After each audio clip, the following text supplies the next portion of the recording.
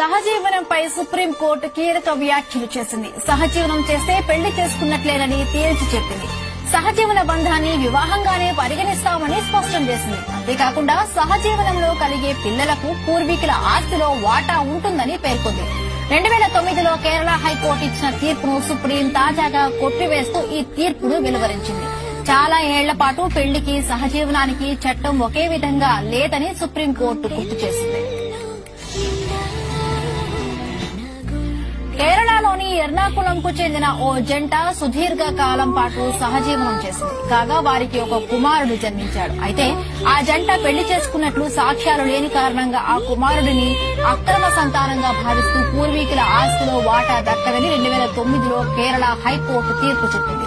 కేరళ హైకోర్టును సవాలు చేస్తూ సుప్రీం తలుపు తట్టగా justice S Abdullah, justice Vikram నాథ్లతో కూడిన ధర్మాసనం కేరళ హైకోర్టు తీర్పును తప్పుబడుతూ కొట్టివేసింది. ఈ కేసులో తుది డిగ్రీ జారీ ప్రక్రియను ట్రయల్ కోర్టు ఆలస్యం చేయడాన్ని సుప్రీం తప్పుపట్టింది.